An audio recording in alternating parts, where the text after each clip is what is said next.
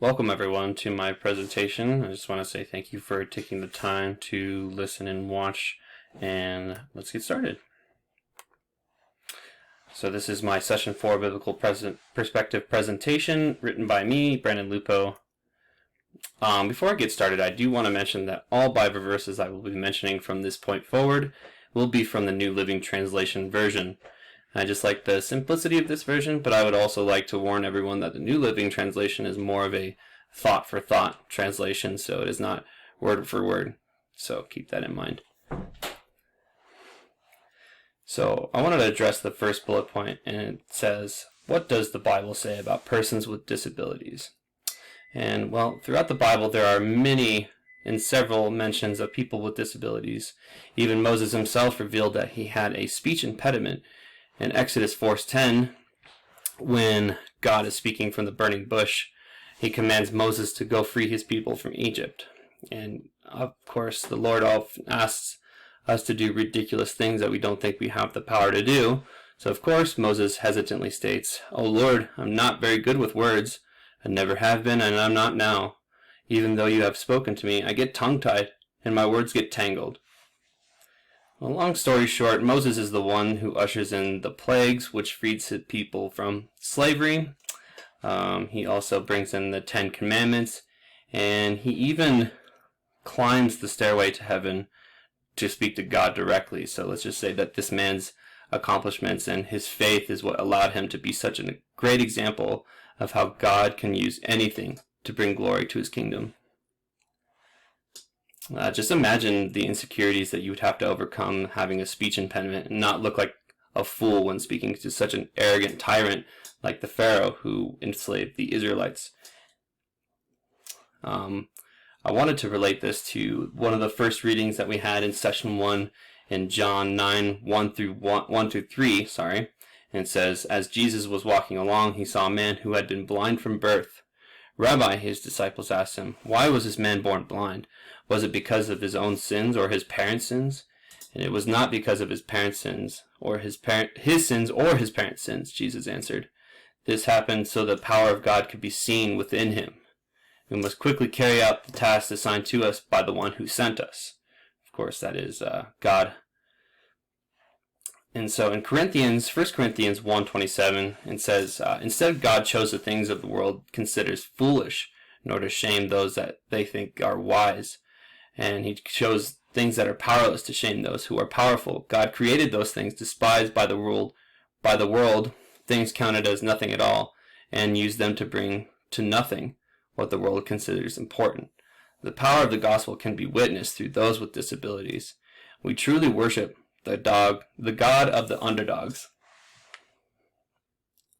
And so I want to address the second bullet point, which asks, what is the role of a teacher in supporting needs of the students with disabilities? And my role as a teacher is to supply the students with disabilities with the necessary tools to be successful. To me, this does not mean by treating students with disabilities like they are made of glass, but rather challenge them in an appropriate setting so that they can learn the same content as their peers. When Moses was pleading for Pharaoh to release his people from Egypt, God did not leave him hanging. Moses would not have been able to do all the amazing miracles he did if God did not provide him with the tools he needed to succeed. In this way, we must follow God's example and provide the necessary tools for the students that need them so that we may have the best chance of succeeding. God did not abandon his people, so we as Christians have no excuse for abandoning any student and granting them the proper education so that God's glory can shine.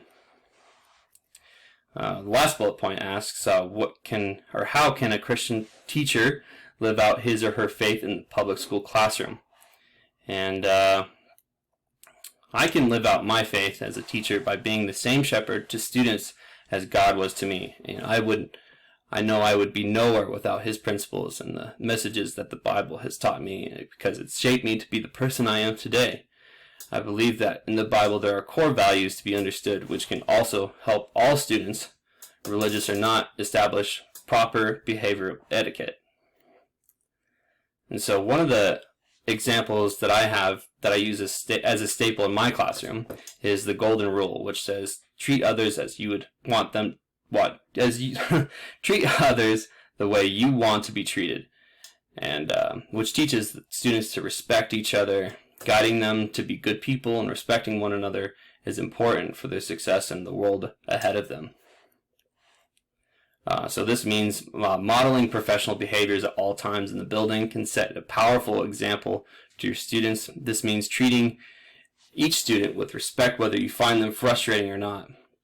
There are a lot of expectations as a teacher, which can make us cranky. But it is important to set a Christ-like example and be kind and understanding. When we are mean and grumpy, we turn students off, and instantly we might inadvertently drive students away. So we must be kind and understanding of other students' struggles. And of course, that's a teacher being a lot of expectations being put on them, and that can create a lot of stress. But it's important that we contain our emotions and understand that the students come first. But this doesn't mean that we are to be a pushover, but we can be kind and firm at the same time. Another example to set is humility. To model this behavior, you must serve those in need, interact with your colleagues the same way you would want your students to interact with them. Servant leadership sets a good example of Christ. When we set aside our pride and are not easily offended and willing to admit our mistakes, our student will follow that example. So being a teacher is really more about inspiring students to be a better version of themselves. And that's the end of my presentation. So I hope you enjoyed, and thank you so much.